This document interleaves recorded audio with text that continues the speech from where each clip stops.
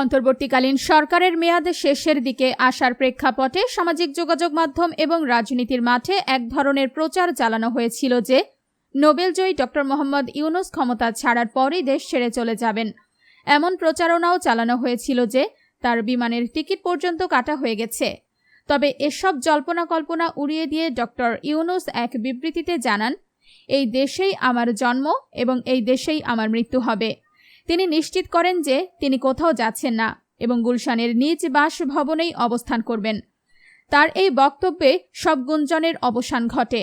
Supreme কোর্টের প্রখ্যাত আইনজীবী অ্যাডভোকেট আবু হেনা রাজ্জাকির তথ্য অনুযায়ী ড ইউনূসকে দেশের সর্বোচ্চ পদে রাষ্ট্রপতি বসানোর জন্য বিএনপির পক্ষ থেকে সরাসরি প্রস্তাব দেওয়া হয়েছে। বিএনপি চেয়ারম্যান তারেক রহমান ড ইউনূসকে কেন রাষ্ট্রপতির পদে চাচ্ছেন তার পেছনে মূলত দুটি প্রধান কারণ উল্লেখ করা হয়েছে। রাষ্ট্রপতি দলের শীর্ষ কোনো নেতাকে বসানো হলে পদ পাওয়ার লড়াই ও গ্রুপিং আরও ভয়াবহ রূপ নিতে পারে। সর্বজন গ্রাহ্য ও সম্পূর্ণ নিরপেক্ষ একজন ব্যক্তিত্বকে বঙ্গভবনে বসালে দলের ভেতরের অসন্তোষ অনেকাংশে প্রশমিত হবে। নোবেলজয়ী হিসেবে বিশ্বমঞ্চে ড ইউনূসের ব্যাপক ভাবমূর্তি রয়েছে। বর্তমান ভূ রাজনৈতিক পরিস্থিতিতে পশ্চিমা বিশ্ব, ইউরোপ ও আমেরিকা, বিশ্ব ব্যাংক, IMF এবং এশীয় উন্নয়ন ব্যাংকের ADB এর মতে আন্তর্জাতিক সংস্থাগুলোর সঙ্গে সম্পর্ক সুদৃঢ় রাখা দরকার।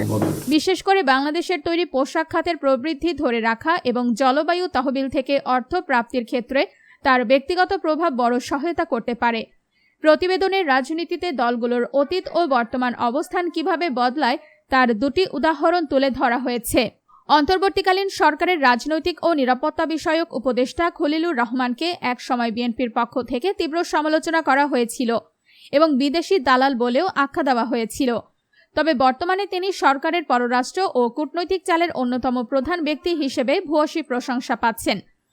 আশিকুর রহমান বিটা এর চেয়ারম্যান আশিকুর রহমান যখন বিদেশি বিনিয়োগ আকর্ষণে কাজ করতেন তখন তাকে কটাক্ষ করা হয়েছিল, কিন্তু পরবর্তীতে তার সেই কাজকেই বিদেশি বিনিয়োগের অন্যতম প্রধান হাতিয়ার হিসেবে প্রশংসা করা হচ্ছে। ড ইউনূসকে রাষ্ট্রপতি করার এই রাজনৈতিক পরিকল্পনা বাস্তবায়ন করা তারেক রহমানের জন্য খুব সহজ হবে না। একদিকে বিএনপির ভেতরে ক্ষমতার ভাগাভাগি নিয়ে একটি পক্ষের অসন্তোষ রয়েছে, অন্যদিকে ব্যবসায়ী সিন্ডিকেট ও বিভিন্ন কর্পোরেট লবির চাপও বহাল। সব মিলিয়ে ড ইউনূসকে শেষ পর্যন্ত বঙ্গভবনের বাসিন্দা বানানো সম্ভব হবে কিনা তা সময়ের ওপরই নির্ভর করছে।